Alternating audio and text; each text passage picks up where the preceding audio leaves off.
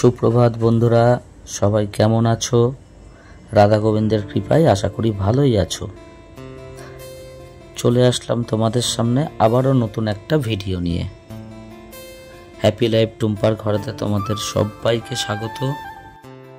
এইভাবেই তোমরা আমাদের পাশে থেকো, এইভাবেই তোমরা আমাদের ভালোবাসা দিও। অনেক ভালোবাসা পাচ্ছি তোমাদের থেকে। তা সকাল সকাল টুম্পা চুলটা আঁচড়িয়ে নিয়ে ঘর দরটা এখনো পরিষ্কার করতে পারে না, বারণ করে দিয়েছে ওকে যাতে ঘর পরিষ্কার না করে।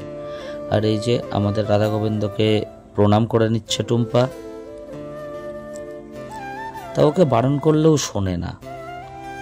আমি বলি যে এইভাবে কিচ্ছু করার দরকার নেই তোমাকে ডাক্তারে বলেছে বেড রেস্ট নিতে 3 মাস, তুমি পুরোটাই রেস্টে থাকো।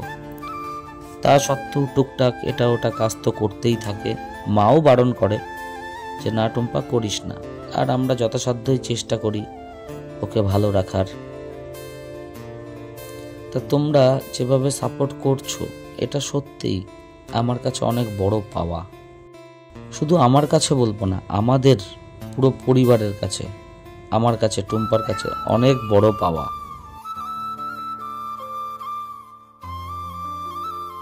আর এদিকে টুম্পা সকালবেলায় যেগুলো খাই, ছোলা, বাদাম, কাজু, তারপরে যে যে জিনিসগুলো খাই ও, খেজুর, সেগুলো নিয়ে চলে এসেছে।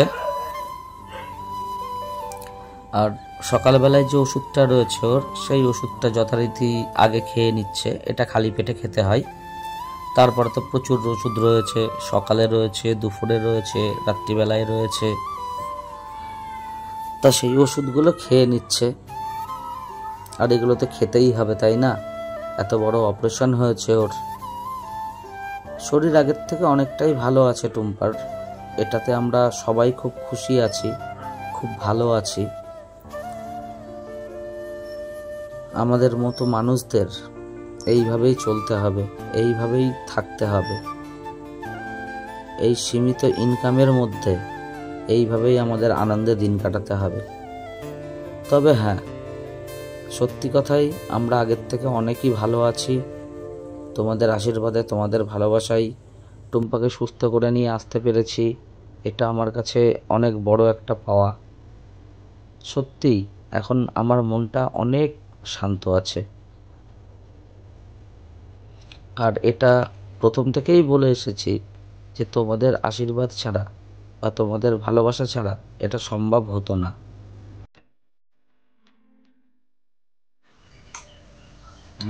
এই যে সকাল সকাল চলে এসেছি। আজকে কোনো ভাতের খোঁজ নেই, কারণ আজকে ভাত খাবো না, মুড়ি খাচ্ছি। কালকে রাতে মা চিকেন করেছিল, একটু চিকেনের তরকারি ছিল, সেটা দিয়ে এই যে এই ঝোল দিয়ে আলু দিয়ে একটু চিকেন রয়েছে দিয়ে একটু মুড়ি খাচ্ছি। সুব্রত খাবে হচ্ছে ছাতু, মা খাবে মুড়ি। আমার খিদে পেয়েছে, আমি নিয়ে চলে এসেছি খেতে, যেহেতু আমার ওষুধ আছে, এগুলো খাওয়ার পরে তো ওষুধ খেতে হবে। তো চলো আজকে সকালে হচ্ছে আমার মুড়ি, চিকেন মুড়ি, এটা খেয়ে আবার পরে আসছি তোমার সাথে কথা বলতে।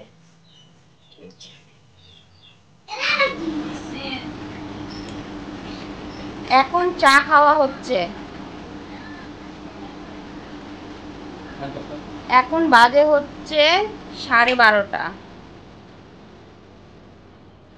এখন বাজে হচ্ছে 12:30, আর এখন হচ্ছে চা খাওয়া। এ কারণে হচ্ছে, কারণ সকালে যদি আমরা ভাত না খেয়ে যদি অন্য কিছু খাই তাহলে একটু চাটা খেতে ইচ্ছা করে। তা মাকে বলে মা একটু চা করে দাও।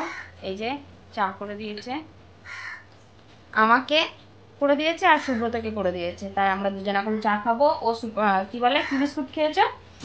সুগার ফ্রি বিস্কুট খেয়েছে। আর আমি এই যে এই বিস্কুট খাবো। আমার এই বিস্কুটগুলি খুবই ভালো লাগে খেতে। চলো চা খেয়ে নিই, তারপরে তোমাদের সাথে কথা বলছি।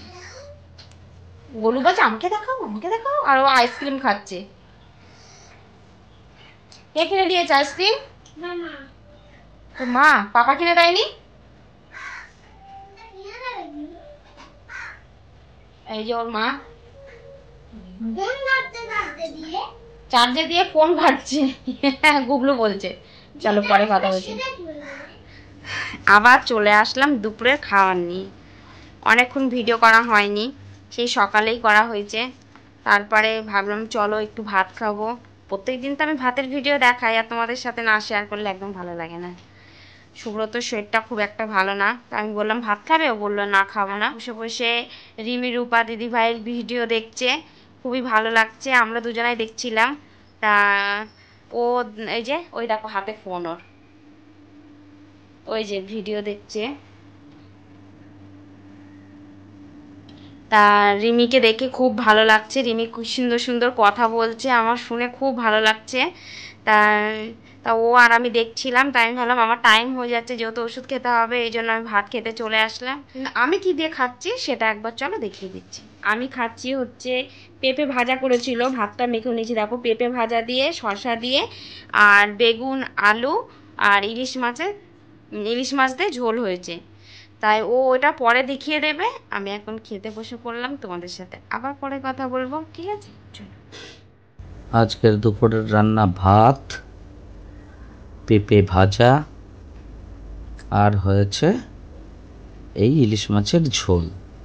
আজকে সেরকম কিছু রান্না হয়নি, এইটাই। আর রয়ে গেছে কালকের ডাল। এই হচ্ছে আজকের আমাদের খাবারের মেনু। আর যথারীতি সন্ধেবেলায় টুম্পা চা নিয়ে চলে এসেছে। চাটা কার কার জন্য বলো তো? আমার জন্য, গোলুর জন্য আর টুম্পার জন্য।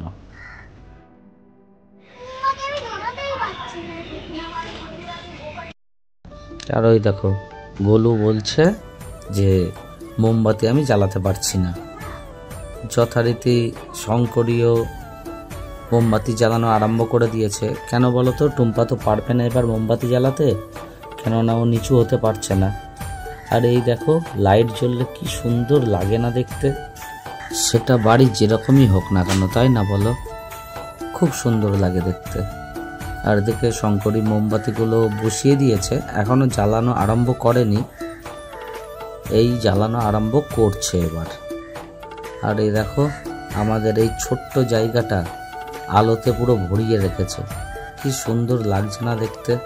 ভাঙা বাড়ি হতে পারে, কিন্তু সাজিয়ে গুছিয়ে রাখলে খুব সুন্দর লাগে, তাই না বলো? দিদি গুবলু মোমবাতি ধরিয়েছে, কি ভাল লাগছে দেখতে।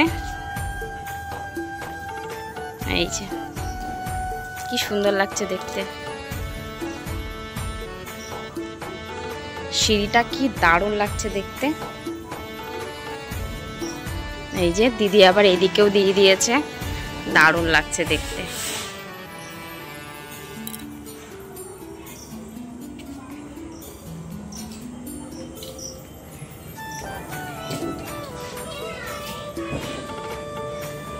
আগের দিন 14 শাক 14 শাক খাওয়া হয়েছে, 14 প্রদীপ জ্বালানো হয়েছে, অবশ্য আমরা জ্বালাতে পারিনি। আর এই যে দিদি আজকে মোমবাতি জ্বালিয়েছে, আমি তো যেহেতু পারবো না অতটা নিচু হতে, এই জন্য আমি আর জ্বালাতে পারিনি, দিদি আজকে জ্বালিয়েছে।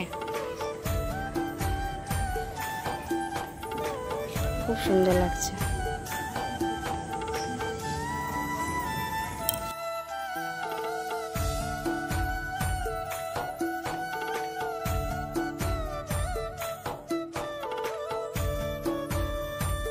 আর এই দেখো প্রদীপ জ্বালিয়ে ঘরে আসার পরে টুম্পাকি দেখাচ্ছে, দেখো এই বালতিটার ভিতরে একটা ইঁদুর পড়েছে, ও আর উঠতে পারছে না। আর এই ইঁদুরটা জানো তো আমাদের বাড়িতে সব সময় থাকে, আমরা কেউ ওকে ডিস্টার্বও করি না, কেউ ওকে তাড়ানোর চেষ্টাও করি না।